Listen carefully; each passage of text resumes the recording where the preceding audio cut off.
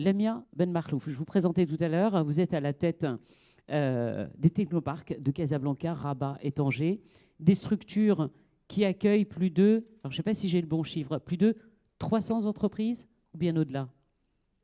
2800 startups depuis qu'on a démarré en 2001. Combien, pardon? 2800. Oui, parce que il y a un zéro, là, le 3000, voilà, hop, il a switché. Toute spécialité dans le digital. Pourquoi, juste que vous nous expliquiez clairement, pourquoi cette digitalisation est essentielle.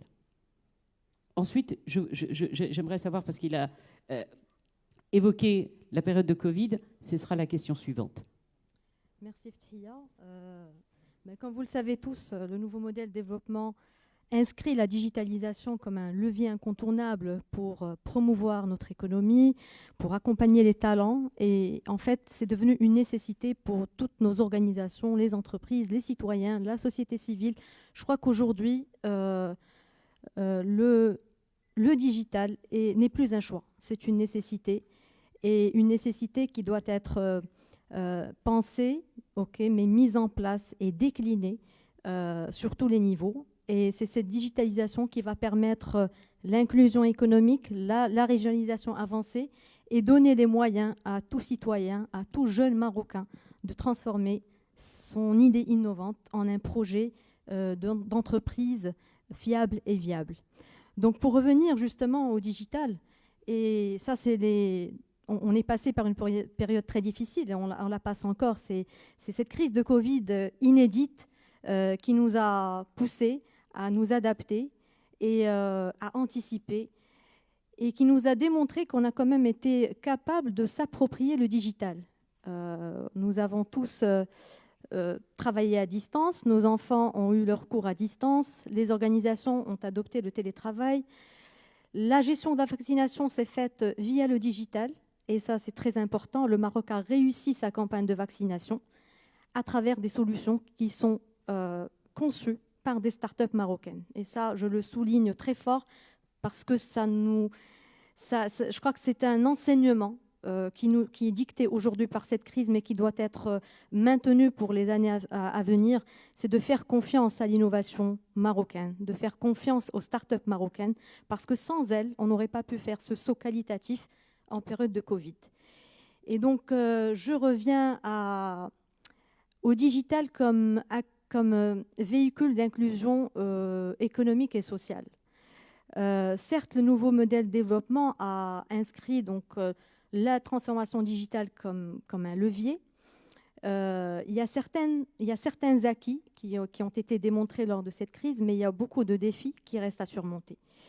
Et ces défis ne peuvent être surmontés sans l'implication du public, du privé, des citoyens, de tous les acteurs territoriaux.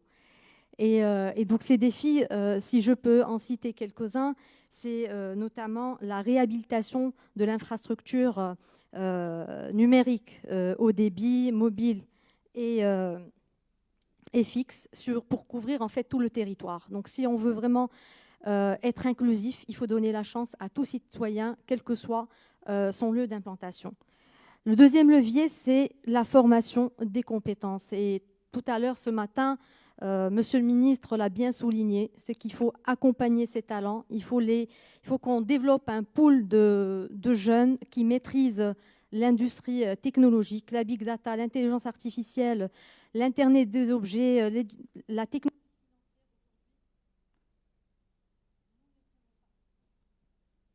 Technique SOS.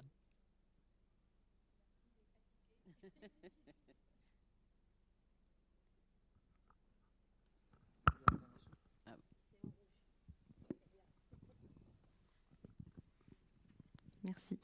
Donc je disais, il faut doter tout citoyen marocain de capacités, de mécanismes d'appui pour qu'il puisse contribuer au développement économique et social. Et là, Ftihia, si tu permets, je vais souligner le rôle du technoparc. Ce technoparc qui a été pensé et inauguré par Sa Majesté en 2001. Donc ça fait 20 ans que Sa Majesté a donné ce coup de boost à l'industrie du digital en inaugurant le Technoparc de Casablanca en 2001. Donc depuis 2001, nous avons, je dirais, contribué à former cet écosystème qui est aujourd'hui sur 4 villes et pas que 3. Donc le technoparc existe sur Casablanca, Rabat, Tanger et Agadir et bientôt dans d'autres villes. D'ailleurs, nous venons de signer une convention avec les acteurs régionaux de Oujda qui vont nous doter du foncier pour justement accueillir les porteurs de projets dans le digital. Exactement. Et nous avons d'autres projets sur d'autres villes. Donc le technoparc s'inscrit dans cette régionalisation avancée où notre objectif est d'accompagner les jeunes Marocains, les jeunes talents. Et croyez-moi, ils sont partout. Ils ne sont pas juste à Casablanca et Rabat. À chaque fois que je découvre une région, je suis surprise par la qualité des talents et des compétences de nos jeunes.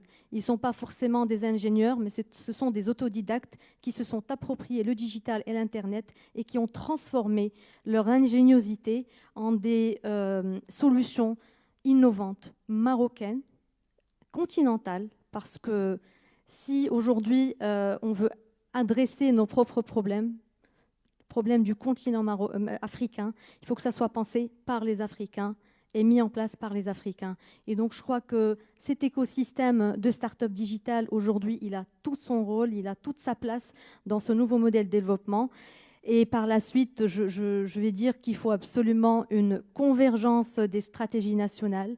Il faut une contribution de tous les acteurs pour que cette transformation digitale puisse réussir. La composition gouvernementale récente est bien calquée sur le nouveau modèle de développement, puisque aujourd'hui, on a carrément un département d'État en charge de la transition numérique et de la modernisation de l'administration.